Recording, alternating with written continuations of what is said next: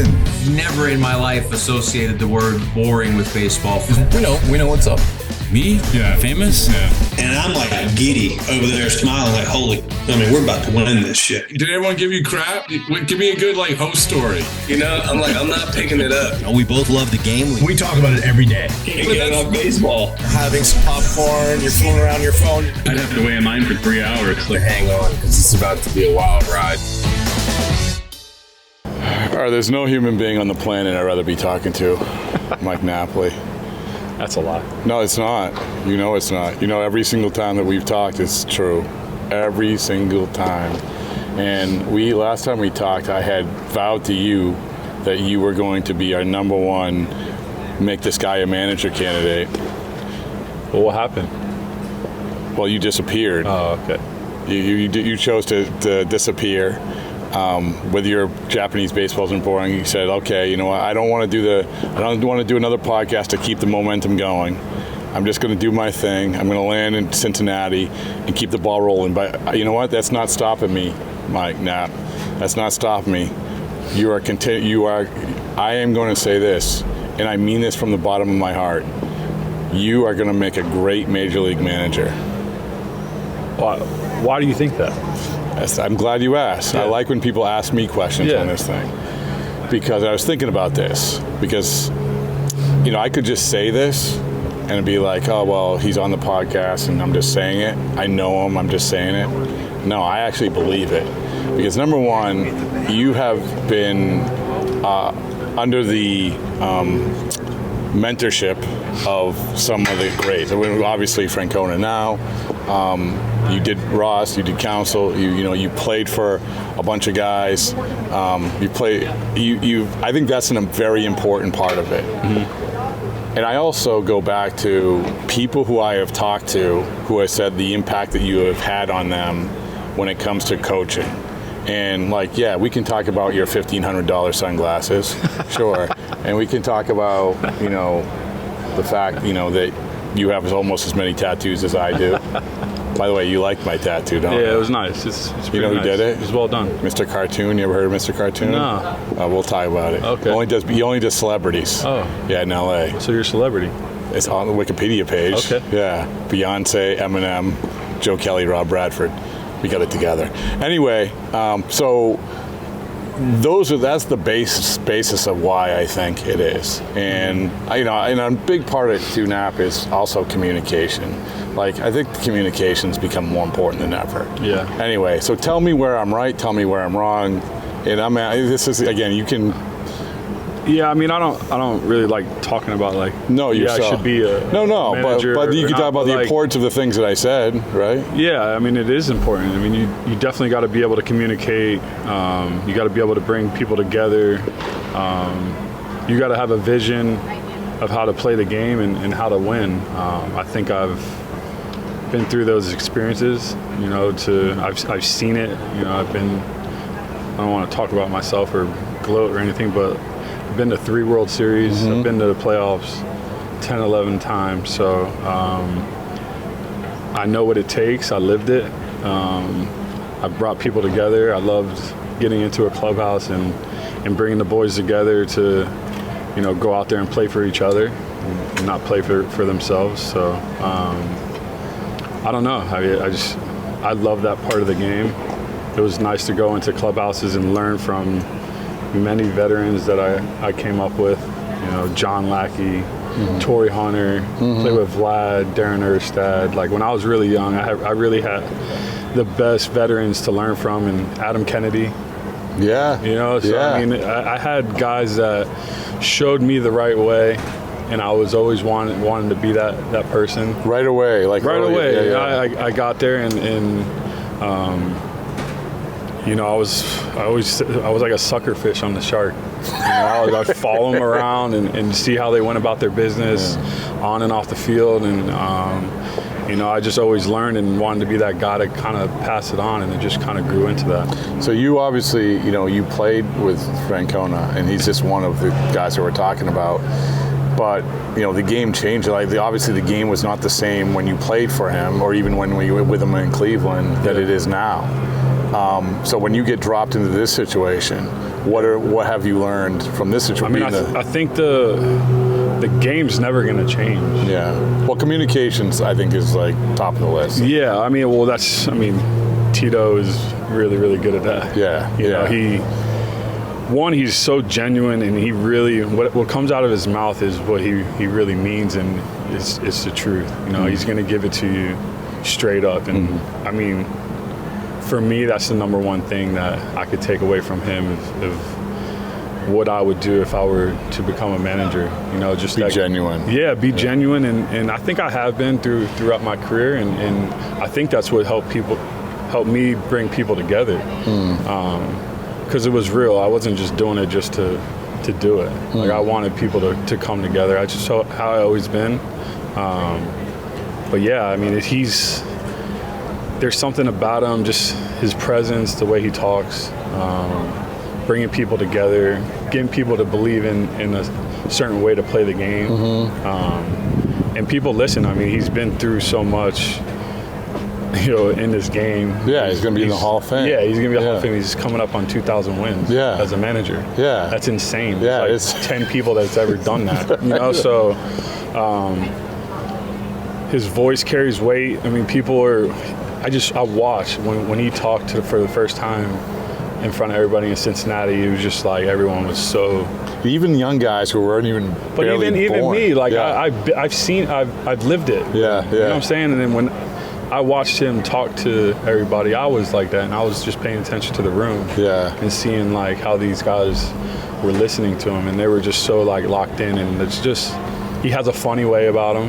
Yeah. He drops jokes. Poor Millsy, he wears him out on a daily basis, you know, but it's just. So by the way, the most underrated acquisition in the offseason was a reunion of Millsy and Tito, yeah. Yeah, I mean, it's fun to watch them two, you know, every day. And another thing, I mean, Tito's the same guy every single day. Win, lose, we're playing bad, we're playing good, like. He's always reminded us of stuff, you know, of how to play the game, why we should play the game that way, using other teams as examples. Yeah. You know, so I don't know. It's been so nice for me to be here with him, to see him like on the other side, on the coaching side. Yeah. You know, like I'm in the office with him, like during the meetings and talking about stuff, and obviously I play cards with him every single day. Do you win? Still. He's been. What happened to cribbage, by the way? Yeah, that's what we play cribbage every single day. Cribbage. Oh, really? Cribbage every single day. He's got me right now. He's been putting it to me, but it's been going back and forth. All right, okay. You know, when we talked last, I was giving you a blue and white T-shirt because you were a member of a different organization, right? And you obviously wanted to be a manager then, but does this sort of being around like all the things you said, like I want to be a manager after what you talked about. I think I could make a damn good manager. Yeah. But did it make you want to be a manager even more? Yeah, because after this year, you know, getting into the off season, you know, I kind of had some questions if, you know, I really am going to chase this. I'm a new family man. Yeah, you know, I got married. I got 2 little boys now, so. It's definitely been something that's been hard on the family, you know, with my kids being so small. But then Tito calling and giving me the opportunity to be with him, like kind of sat my wife down, you know. And how'd that go?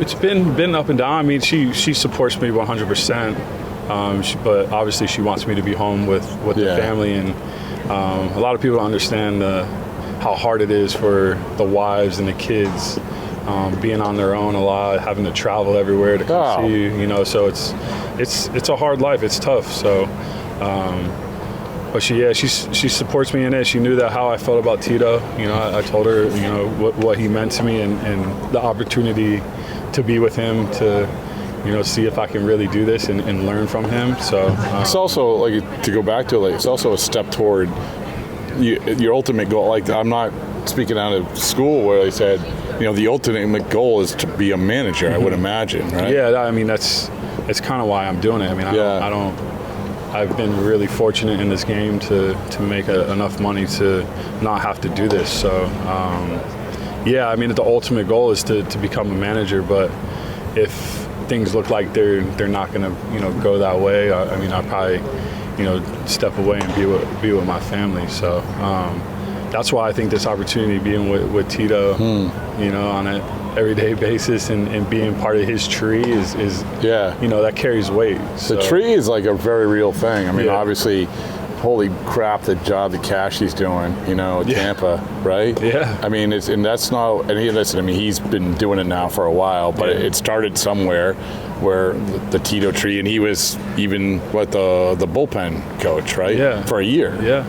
Under him. You got Cotero in Kansas City too. Yeah. Doing really well over there. Yeah. So, I mean, we all get to see him and kind of take our own ways of how to go about it, but man, this has been amazing, up to this point. So, how I feel about coming to the field, every day and just being with him and watching him and talking to him. I mean, it's not just baseball. We talk about life and everything else, whatever's going on, whatever's on our mind. So, it's been great. You know who's next on the Tito Tree? Who we got? In 7 years? Pedroia, yeah. By the way, did you know that, I'm not going to get into specifics, but you know that a team wanted him to be a manager. Really? We'll talk about it later. Oh, wow. But, he's coaching his kids and he's doing his thing. Yeah.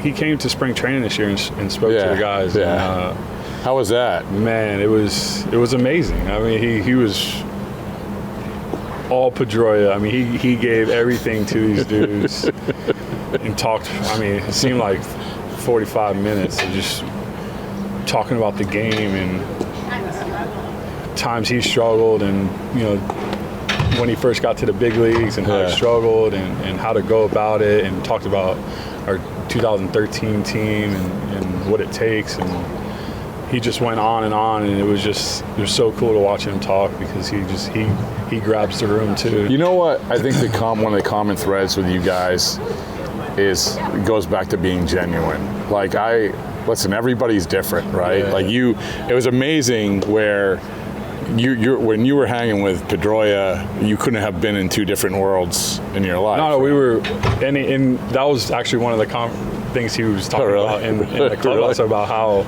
different we were, but we were so close. Yeah.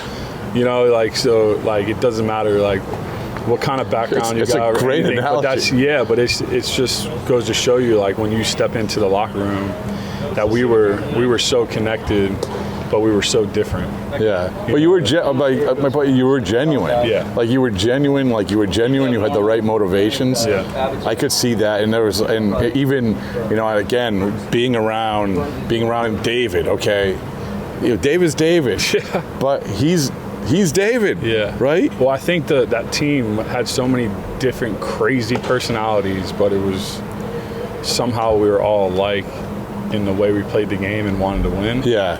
That it meshed so good. Yeah. It didn't matter what it was like off the field or with our families or single guys or married guys. It was just when we got together, it was something that we all cared about each other and we all came out here to play together and win. Do you think that's valued? This is a cliche question I should have asked a lot.